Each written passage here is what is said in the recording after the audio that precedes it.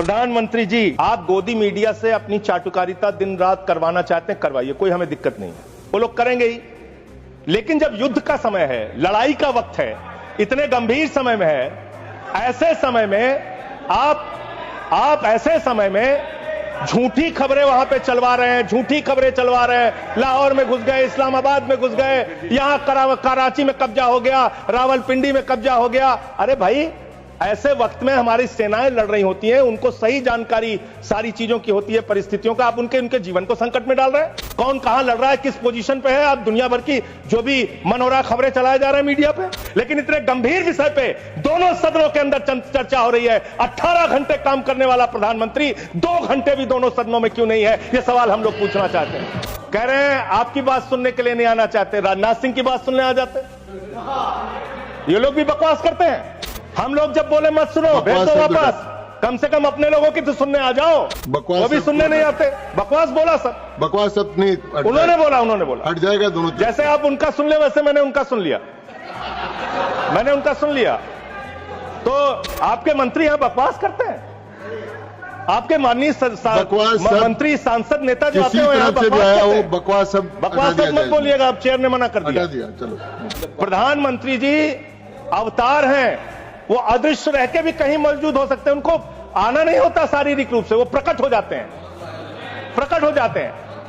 Non biological है sir. वो कल से कहा जा रहा है हमने अपने आप सीज फायर डिक्लेयर किया, इसमें किसी तीसरे देश का हस्तक्षेप नहीं है। सीज फायर का डिक्लेरेशन भारत की धरती से नहीं होता, अमेरिका की धरती से होता है। अमेरिका का राष्ट्रपति ट्रंप वो ट्वीट करके जानकारी देता है सीज फायर हो गया दोनों देश में। आई लव पाकिस्तान कह रहा है ट्रंप, वहां पाकिस्तान और अमेरिका का इलू चल रहा है, और आप कह रहे हैं अब की बार ट्रंप सरकार। 14 फरवरी 2025 को प्रधानमंत्री जी गए थे, मागा plus मीगा becomes mega partnership for prosperity. आप कह रहे हैं मोदी जी 14 फरवरी को गए थे। 14 फरवरी 2025 को जब आप गए थे, तो 7 फरवरी को वही अमेरिका हमारे भारतीयों को बेड़ी में बांध के अमृतसर में उतारा था। तो मुझे एक लाइन याद आ रही है प्रधानमंत्री जी के लिए और अमेरिका के राष्ट्रपति के लिए। एक लाइन में पढ़ना चाहूंगा। प्रधानमंत्री तो फिदा है उनके ऊपर, ट्रंप के ऊपर। तो प्रधानमंत्री की ओर से ट्रंप के लिए लाइन है कि तेरे खुलूस ने रखा मुझे अंधेरे में, तेरे खुलूस ने रखा मुझे अंधेरे में, तेरा फरेब मुझे रोशनी में ले आया, तेरा फरेब मुझे रोशनी में ले आया। पाकिस्तान के डीजीएमओ ने कह दिया कि अब हम आगे कोई घटना नहीं करेंगे। आप मान गए उनकी बात। जिन्होंने संसद पे हमला किया, जिन्होंने लाल किले पे हमला किया, जिन्होंने मुंबई के ताज पे हमला किया, आप उनकी बात मान गए।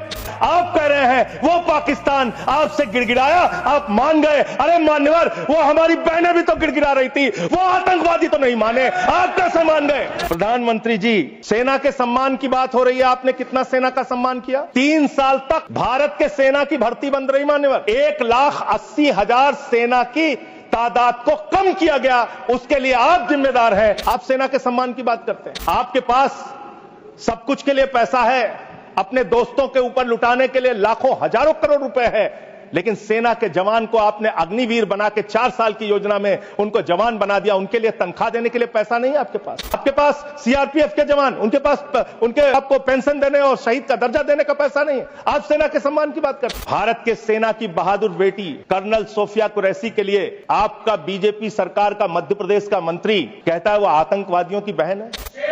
और यही नहीं मान्यवर, भारत के विदेश सचिव विक्रम मिश्री जी, उनकी बेटी के लिए सोशल मीडिया पे इतनी ज्यादा आपत्तिजनक बातें लिखी गई, सरकार ने कोई कार्रवाई नहीं की और विदेश सचिव को अपना ट्विटर का अकाउंट लॉक करना पड़ा। अब अपने लोगों को सुरक्षा नहीं दे पाते।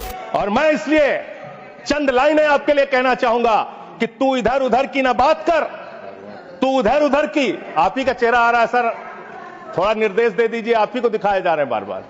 तू इधर उधर की ना बात कर, ये बता कि काफिला क्यों लूटा। मुझे रहजनों से गिला तो है, लेकिन तेरी रहबरी पर सवाल है।